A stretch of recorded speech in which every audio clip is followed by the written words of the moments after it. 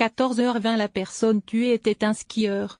Selon un nouveau bilan provisoire, 15 personnes ont été blessées, dont 4 gravement, lors du passage de la tempête, a déclaré à l'AFP un porte-parole de la sécurité civile, le lieutenant-colonel Michael Bernier. 14h01 Une personne est morte après la chute d'un arbre sur le domaine skiable de Morillon Haute-Savoie, selon une information de BFM TV. 12h41 Parmi les 4 blessés graves, se trouve un homme qui a chuté de son toit en Seine-et-Marne, une femme qui a reçu un bloc de ciment dans le Haut-Rhin, un motard qui a heurté un arbre en Eure-et-Loir et une personne qui a reçu un arbre sur son véhicule dans l'Essonne, a indiqué à l'AFP le lieutenant-colonel Michael Bernier. 12h24 Un premier bilan de 9 blessés, dont 4 graves, est communiqué par la sécurité civile.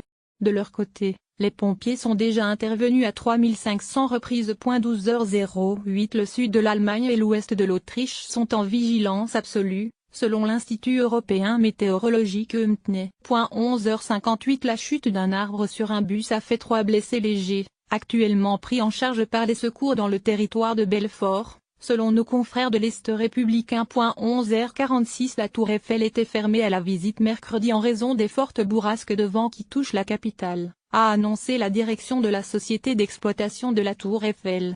Cette annonce intervient alors que la mairie de Paris a déjà annoncé que les espaces verts resteraient fermés toute la journée. 10h37 Le nombre de départements en vigilance orange passe à 49, avec le retrait de l'Eure-et-Loir et du Loiret. 2000 agents d'intervention Diesel et sont sur le terrain pour réalimenter en électricité les 5000 clients impactés par le passage de la tempête Eleanor. Le service public en action.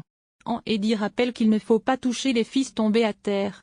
pic.twitter.com/68dx1gr2zp, Eddy @Eddy 3 janvier 2018-9h48 Les principales régions touchées ont été jusqu'à présent la Normandie avec 50 000 foyers sans courant électrique, la Picardie 30 000 foyers, la Lorraine 30 000, l'Île-de-France 30 000, la Champagne-Ardenne 20 000 foyers. Le Nord-Pas-de-Calais 15000.9h34 200 000 foyers sont privés d'électricité en France, 2000 agents sont actuellement mobilisés, selon Eddy. 9h17 Tous les trains ont été supprimés en Alsace, à cause des branches sur les voies, et plusieurs foyers ont été privés d'électricité, rapportent nos confrères de l'Alsace et des dernières nouvelles d'Alsace. 8h39 Plus de 15 000 foyers sont privés d'électricité dans le Nord et le Pas-de-Calais, notamment autour de Maubeuge-Cambrai, selon BFM TV. 8h37 Lignes de Transilien connaissent des perturbations dues à des chutes d'arbres et de caténaires, selon BFM TV. 8h17 Plusieurs terres ont été retardées en Bretagne,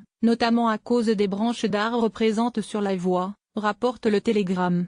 Le quotidien indique aussi que certaines terres ont dû être supprimées pour fluidifier le trafic. 8h00 Plus de 22 000 foyers sont privés d'électricité à Metz, Thionville et Bitche en Moselle, selon le Républicain Lorrain. 7h31 Le nombre de départements en vigilance orange passe à 51, avec l'ajout de l'Allier et le Puy-de-Dôme. 7h21 La station de Val Thorens-Savoie, la plus haute d'Europe, compte fermer une partie de son domaine skiable ce mercredi et ce jeudi en raison de chutes de neige exceptionnelles et de fortes rafales de vent. 6h42 49 départements ont été placés en vigilance orange par Météo France, qui a ajouté les Alpes-Maritimes ce mercredi matin.